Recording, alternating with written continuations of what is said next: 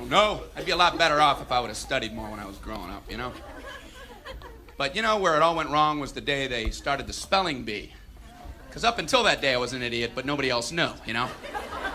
When the spelling bee day, popped up. All right, kids, up against a wall.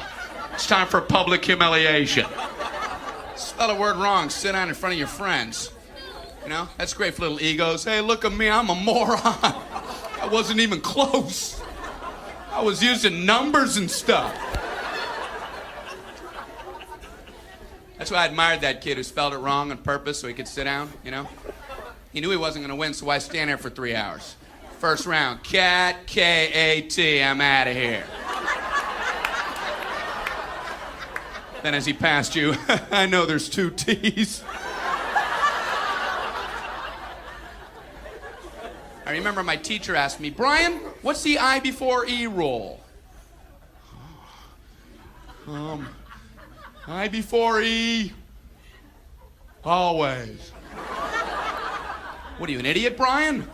Well, apparently. So she explains that, no, Brian, it's I before E, except after C, and when sounding like A, as a neighboring way, and on weekends and holidays, and all throughout May, and you'll always be wrong, no matter what you say.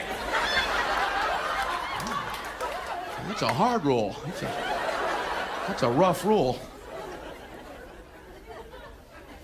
Plurals were hard, too. Brian, how do you make a word a plural? Oh, you put an S. You put an S at the end of it. When? On weekends and holidays. No, Brian, no, let me show you. So she asked this kid who knew everything, Erwin, what is he plural for? Ox. Oxen. The farmer used his oxen. Brian, what? Brian, what's the plural for box? Boxen.